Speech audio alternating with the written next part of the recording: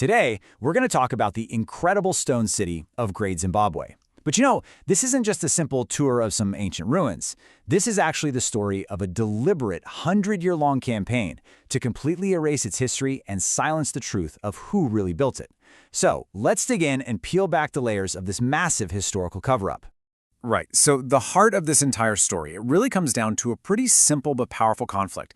When European colonists first stumbled upon this incredibly sophisticated African civilization, they just refused to believe what was right in front of them. The evidence was undeniable, but it completely contradicted their worldview, a worldview they needed to justify conquering an entire continent. And this quote right here, it just says it all. In 1871, a German explorer, Karl Mauch, is standing in front of these enormous walls, and he immediately just denies what he's seen. He started making up these wild stories, that it was built by Phoenicians, or maybe the Queen of Sheba. I mean, literally anyone in his mind except for Africans. This right here, this was the moment the cover-up was born. And look, this wasn't just one guy's racist opinion. For the next 100 years, the colonial government of the country, which they had renamed Rhodesia, didn't just ignore the truth. They actively, and I mean actively, worked to destroy it. This wasn't ignorance. This was official policy. And this just shows you how systematic they were about it. They hired these so-called investigators to dig up the site, and they specifically told them to throw away any African artifacts they found. They censored the official guidebooks that they sold to tourists. And get this, if a legitimate archaeologist dared to publish the truth, they were threatened with having their entire career ruined. So this is the really crucial point to understand. Great Zimbabwe was never lost. The local Shona people, they always knew who built it. It was their ancestors. So this isn't some romantic story of a lost city. It's the story of a historical crime scene. And now, we're going to look at the evidence that was so deliberately buried. Okay, let's start with Exhibit A, the city itself. The pure engineering genius of Great Zimbabwe is the first piece of evidence that tells you we're looking at a deeply advanced civilization. The name itself tells you the whole story. The modern name Zimbabwe actually comes from a local Shona phrase, Zimba Zamabwe, which means house of stone. The truth was hiding in plain sight the whole time, right there in the language of the people who built it, who, by the way, still live there today. And let's be clear, this was no small village. At its absolute peak in the 14th century, Great Zimbabwe was home to around 18,000 people. That made it one of the largest cities in the world at the time, easily dwarfing a lot of European capitals. So how on earth did they build something on this scale? Well, it wasn't with simple tools. They used this incredibly clever method called thermal shock. They would build these huge fires right up against the giant granite boulders. Once the rock was scorching hot, they'd throw cold water on it. Bam! The shock would cause the rock to crack into these perfect, manageable, brick-like sheets. It was a brilliant and super efficient way to quarry stone. But here's the part that is just absolutely astounding. It's represented by this number, 0. That is the amount of mortar they used to build these walls. None. Not a single drop.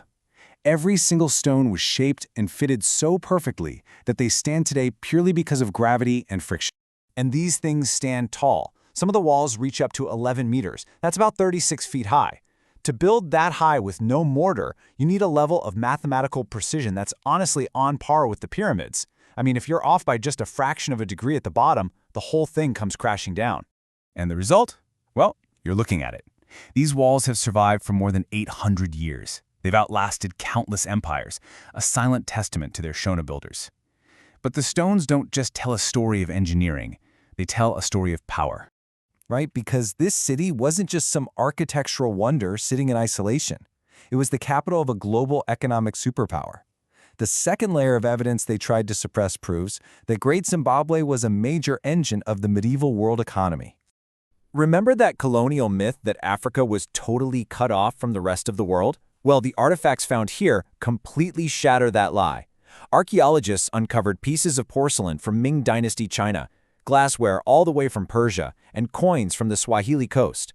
This place wasn't some remote village. It was a bustling center of international trade.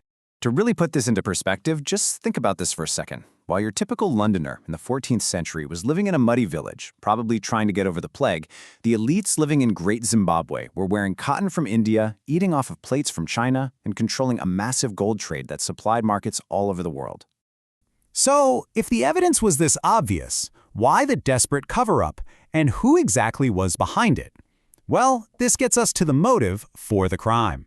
It really kicks off in 1890. Cecil Rhodes and his British South Africa Company conquer the region, and their entire justification for colonialism was built on this racist idea that Africans were primitive and couldn't govern themselves. So a magnificent stone city built by Africans, that wasn't just an inconvenient fact. It was a direct political threat to their entire narrative. It had to be erased. So what they do? They hired guys like Richard Hall. Now, he was a journalist, not an archaeologist, and he had a very clear agenda. His whole job was to find a non-African origin for the city. So he dug through the site like a maniac, and whenever he found layers with African artifacts, like pottery and tools, he just dismissed it all as filth left by squatters. Then he ordered it all to be shoveled away, destroying priceless historical evidence in the process. This table really sums up the whole conflict, doesn't it? On one side, you have the colonial lies, completely manufactured to support a political goal, and on the other, you have the archaeological truth, which has been consistently proven by a century of actual science.